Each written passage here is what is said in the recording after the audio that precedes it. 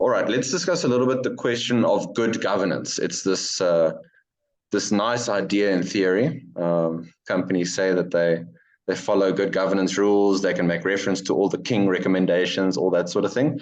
But it's the different living an ethical and a good governance life in terms of your corporate operations, your business.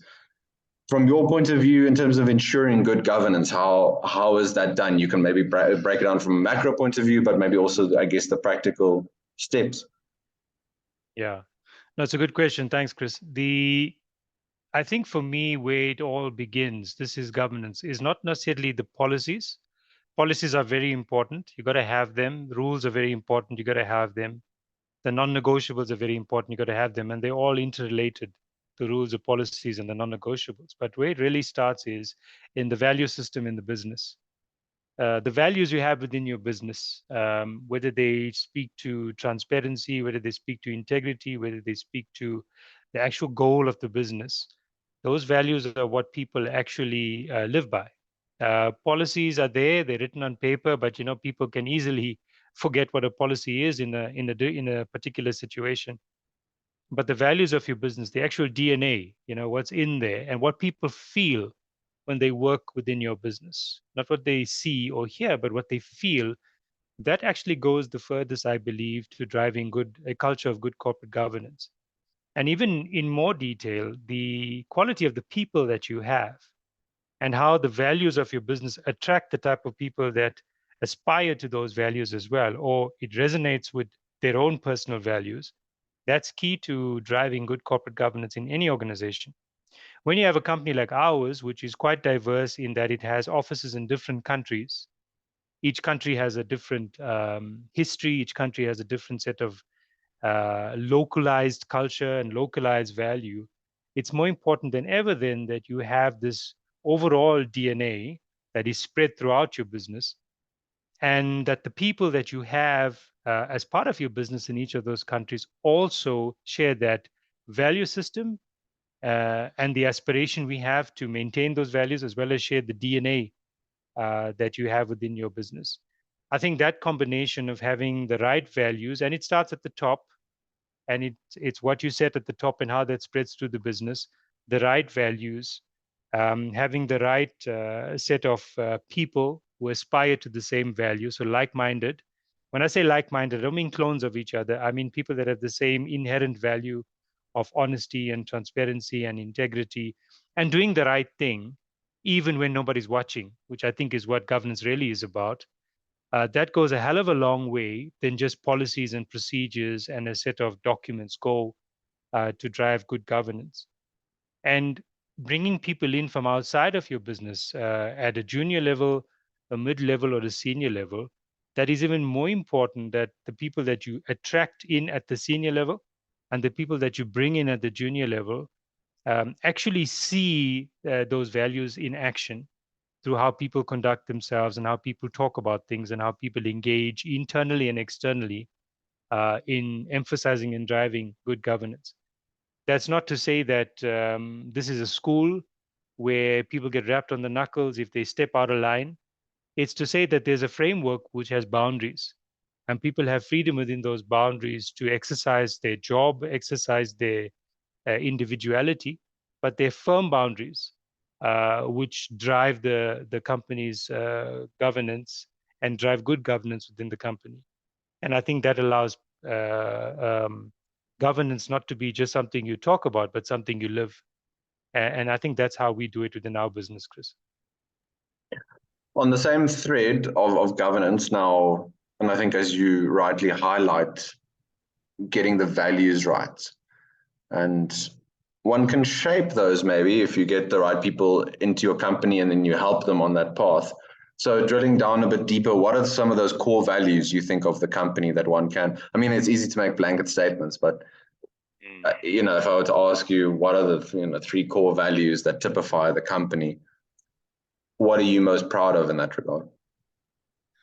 Again, good question. I think before I answer the values in terms of the three, when you figure out what the purpose of your organization is, and when people understand what the purpose of the company is, then the values that lead to that purpose become automatic. You don't have to always write it on a piece of paper and stick it on the wall so you see it when you enter the office and you see it when you leave, then you drive people's attitudes. No. The purpose of your business, I think, is at the root of driving values and good values, whether it be corporate values or just individual values. And for us, it's very clear. The purpose of our company is to make a difference, a positive difference. We are an African company. We're 102 years old. We are very much rooted in the principles of Ubuntu and the principles of Africanism, which is we take care of our own, we take care of the place where we live, we leave the place better off than when we found it, and so on. And you can't achieve any of those objectives or have any of that purpose achieved if you don't practice good values, the values of integrity, the values of honesty, the values of transparency, the values of taking care of your fellow man or your fellow brother, the value of giving back and making sure that giving back is not just a contractual obligation, but a part of what you do, and making sure that the people that you hire are given the best opportunities, but also the people that you work with, the communities, are given the best chance to grow and develop, and that we play a part in helping things like education and training and create job creation and poverty alleviation through job creation. All of those values, and I'm generalizing them into one word, value. All of those values are really there because of the purpose we have as a company. And at our core, our purpose is to make a difference. And making a difference to us means that we have to live up to those values that will allow us to make a difference. And every person who joins the firm comes to realize over a period of time that despite the fact that we don't shout that every single day and walk around beating our chest and saying, these are our values, how we conduct our business and how we engage with communities, how we engage with our staff, how we engage with our clients, and how we engage with the country within the countries that we operate, with the associations that govern engineering and science, as well as with the community-based associations. That says a hell of a lot more of the values that we espouse and the values we live up to, again, than a piece of paper that we would give them when they get indoctrinated into the business through an induction program. And over 102 years, the value of our firm has never really changed. The core purpose hasn't changed, but what it means has changed over a period of time as people and countries and communities evolve. What it means has evolved. So that's how I would answer that question, Chris. That 102-year history must mean, and the fact that the company is still going strong must mean an ability to look at the trends in terms of strategy and growth and opportunities. It's easy to get caught up in how difficult things are, but to make sure that you're equipped in the right ways to take advantage of the growth and then enable, of course, the skills creation for your employees so they can also give back to the communities that they're embedded in.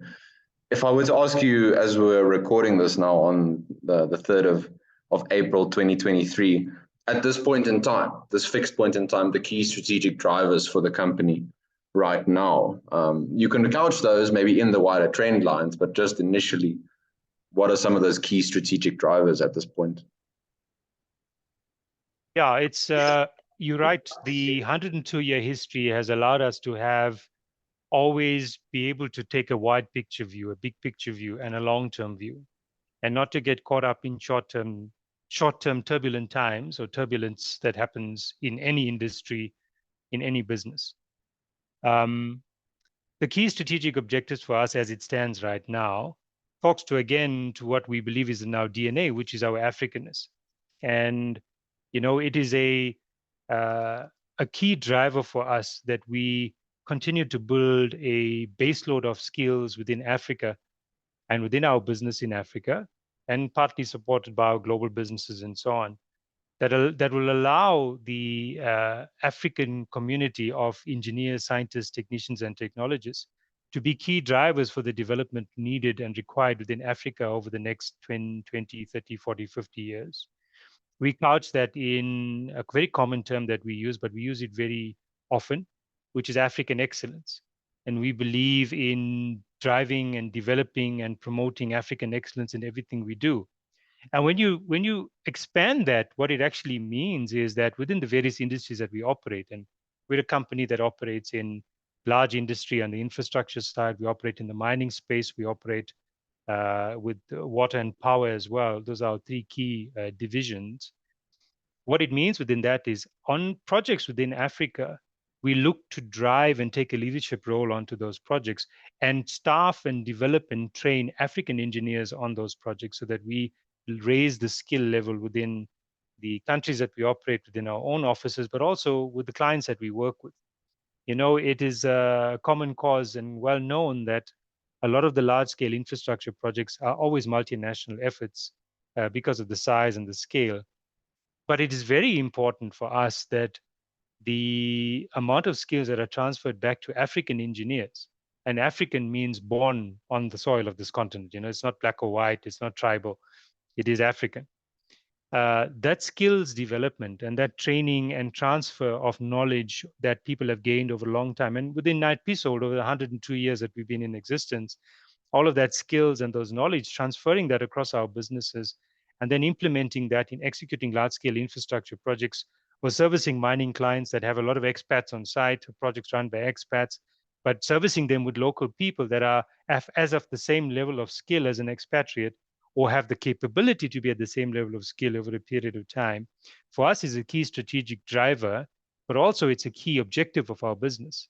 Making a difference that I described earlier relates very nicely to African excellence, because we want to make a difference which translates into African excellence, which changes the landscape in 30 or 40 years' time of the competency and the capability of Africans to perform the functions required in engineering and science and in the various industries. And it's all related to economic development, poverty alleviation, education and training, but also in the development of these economies. You know, if you get infrastructure and mining and water and power and these industries addressing the actual pressing needs within the various countries in Africa, and more specifically in sub-Saharan Africa, what you actually get then is an ability to chart a growth trajectory for the continent, as opposed to individual countries doing things on their own, supported by whoever the donor funders are, wherever the money is coming from. Ultimately, Africans need to develop the continent of Africa and beneficiate stuff in Africa so that you create this longevity and create this opportunity for that to self-perpetuate itself in the future. I don't need to go into the history of the continent. I think you would know that better than I. But we need to learn from that. And part of what we see our purpose and it's our strategic vision is using the skills we have in the industries we operate. We believe we can move the needle a little bit, or at least demonstrate that the needle can be moved, and get other like-minded companies or industries or clients to buy into that and drive that change as well. I'm talking very broadly, very high level, of course, Chris. On a very micro level, it means that we want to be a key driver in developing communities by creating opportunities through infrastructure development, mining development, power development, the distribution of water, clean drinking water, flushable toilets in rural areas across sub-Saharan Africa and across Africa. The same with power. You know, you want communities that have no access to power to get access to power. Power creates opportunity. Opportunity creates innovation. It creates the ability to think beyond your circumstances, the ability to dream. And I think that's a big thing for us in the continent. We want people to dream that anything is possible and that your capability is not limited by your current circumstances. But there does need to be investment, and there does need to be somebody or some companies trying to play a part in that. And we believe that through the achievement of that, you know, you can start seeing other knock-on consequences of development start showing itself across Africa, and bringing the continent up to the kind of powerhouse that it deserves to be. The idea of public-private partnerships and seeing this new maybe shift or this new breath of, unfortunately, governments generally across the African continent now being under a lot of fiscal pressure, so they can't maybe spend on infrastructure as they would want, ideally speaking, higher debt costs that they need to repay. That's the case with the South African government, for example, and also then just realizing maybe bringing in the skills from the private sector as, again, this catch-all term to try and help better capacitate infrastructure building, skills development, all that sort of thing. What do you think of this broad concept of public-private partnerships, and how does one get the best out of them? I get but from all sides that are involved, because it's going to be government, private sector, and labor.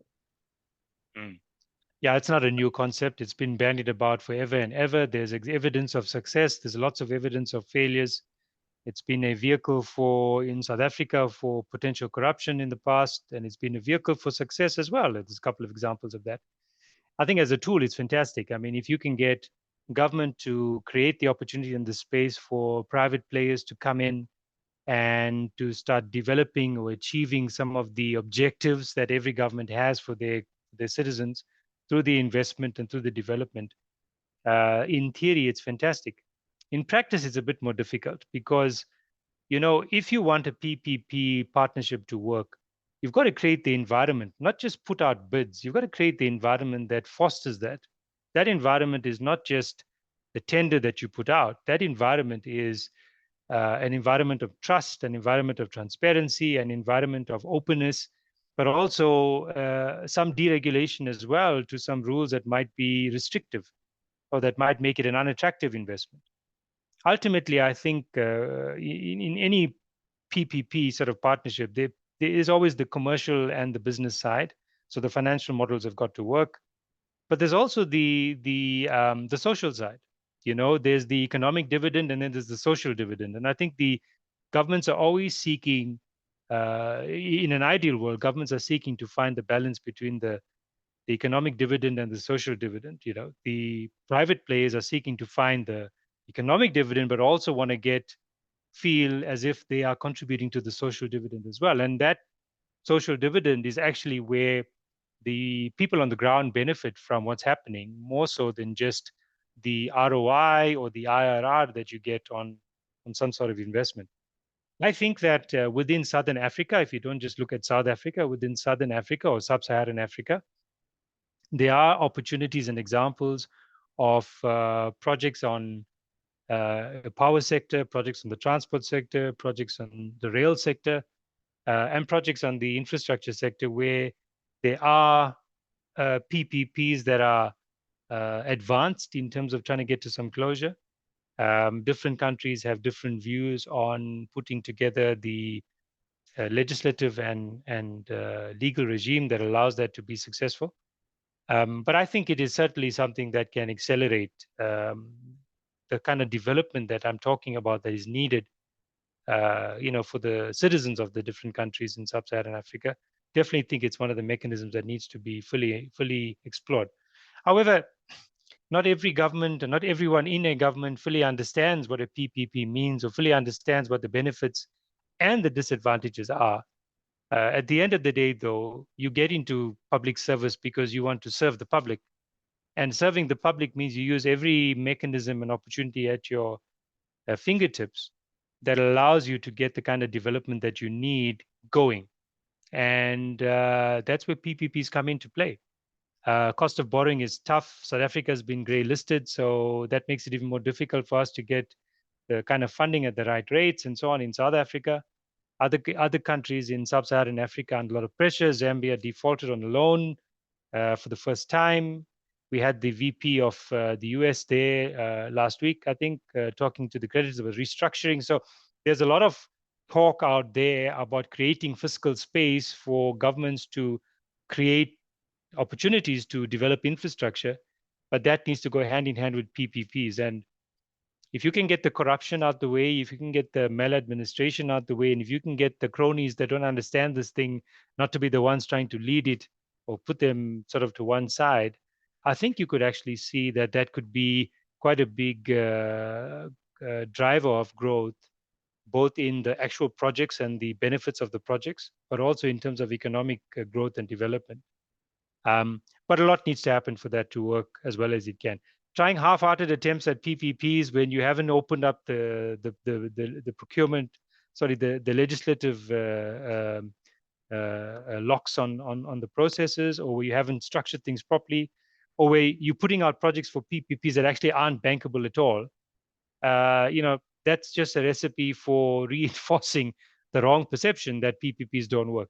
they work, but it's got to be the right project. It's got to be under the right circumstance. It's got to be in the right legislative and regulatory regime. And that's where I think a lot of more work needs to happen. But I'm a fan of PPPs if they're done properly. We've spent a bit of time now on the business's side of things and the perspective and the vision, the practical implementation of things like good governance. Talking a little bit about the customer in this relationship and those other stakeholders that you as a business get to engage with on a daily basis.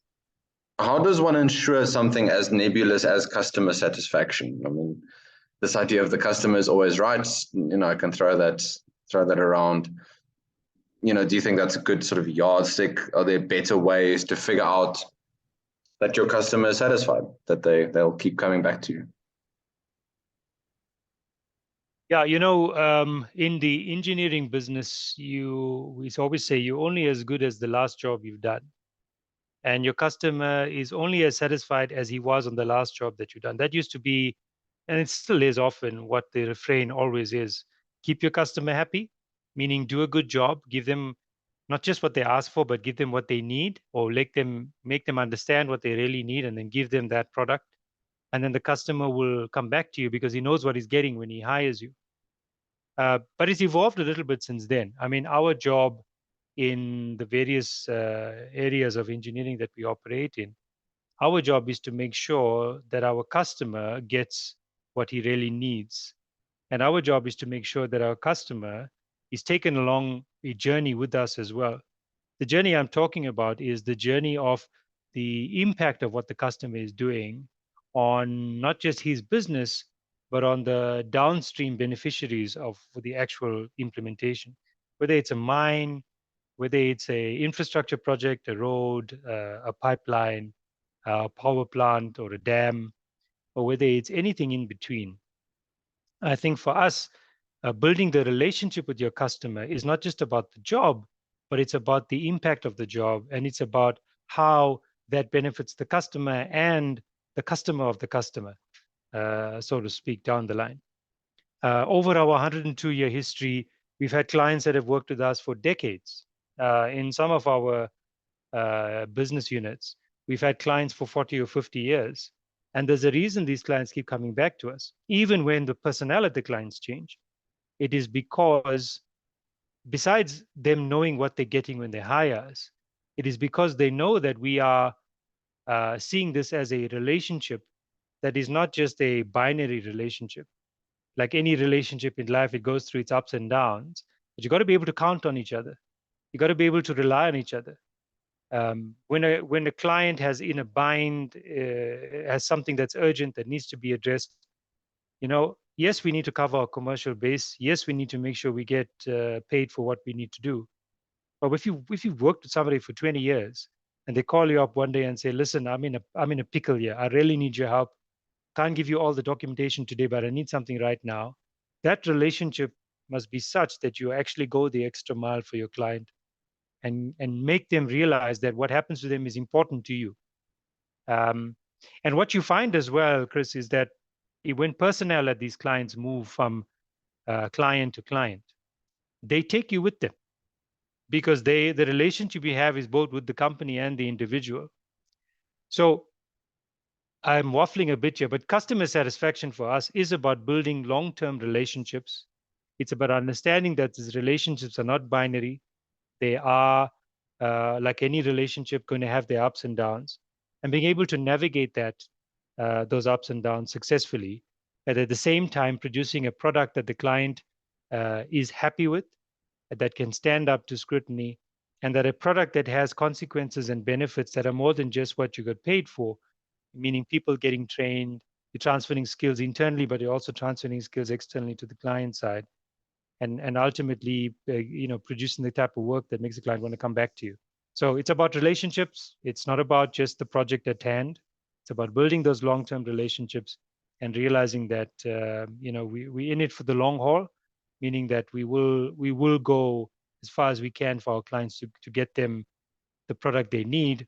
And also we understand when they have a tough situation or a bind, we're not going to run away. We'll be there for them, and we will sometimes hold their hand, and other times give them a push.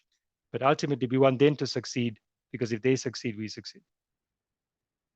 Yeah, that idea of the long term and the sustainable, I think, and how one does that in your actions. I think, I mean, again, that points to the 102-year history. That's the easiest, maybe, example of that sort of thing being put into practice. Just sort of a final question. We can get into sort of smaller technical things, but I wanted to cover the vision that you have for the company and tie it into where you see the company in 5 years' time. So if I were to come back in April of 2028, my maths is correct. Maths is very bad. But if we come back in April 2028 and I ask you and I'll show you our discussion, where you would want to look back then on that on this question, and that where you would have wanted the company to be in that 5-year time period. Yeah, I mean, it's easy to sketch numbers and say this is where we want to be financially. That's the easy part. But often the numbers don't tell you the real story. You know, the numbers is the product of lots of other things. So ultimately, we do have a 5-year vision, and it ties back to the values I spoke about earlier, as well as the purpose of the firm. Now, our purpose of the firm is to make a difference. Our values of African excellence and Ubuntu, which are real African values, are interwoven in our DNA. And in doing that, we have a strong aspiration to continue to raise the quality of our African engineers and African excellence. We have a strong aspiration to be involved in driving key infrastructure development, key mining development, and ultimately key developments that change and uplift the lives of the communities in the areas and the countries that we operate in. And where I'd like to see the company in 5 years' time in the various operations and entities that we work. Not only are we an established and successful part of those communities, but we've played a key integral role in developing projects for clients, public and private, that actually are making a measurable difference in the lives of communities, in the lives of the citizens of those various countries. Like I said, I can put numbers, but I'm not going to give you numbers, but we can put numbers to all of that and tell you exactly what we're going to be achieving in what I've said means in terms of the growth of the business, in terms of staff numbers, in terms of revenue, in terms of profit. But ultimately, that is all consequential. That comes out as a consequence of what I've just said. Celebrating African excellence, driving this ethos amongst our clients as well, that quality of African engineering is as high as anything in the world. Delivering high impact projects for our clients that actually make a difference to communities within the countries that we operate, and ultimately having a complement of staff that have no hang-ups about the fact that they're as good as anyone else in the world and are able to execute world-class projects and produce world-class products is where we want to see our business in a couple of years' time. Key in the mining industry, within Zambia, the DRC, Namibia, Botswana, South Africa, and Madagascar, we play key roles in the mining industry there, and expanding that, and expanding that by having local staff within each of those countries that are trained within the Knight-Piesold group and exposed to opportunities across our group and internationally, and then coming back to the countries of their origin and then transferring those skills back and uplifting others that join them after that. That's going to be a measurable point of success for me. The financial side takes care of itself, and something we've come to realize, Chris, the goals of profitability and revenue and cash, those things take care of themselves when you've got the right value, the right culture, and the right objectives within your business. Everything else consequentially actually takes care of itself. I'm not saying we don't pay attention to them. Of course we do. We're relentless in how we manage the commercial side, but it is because it supports what we really want to do, which is make an actual difference out there. Perfect. Thank you very much.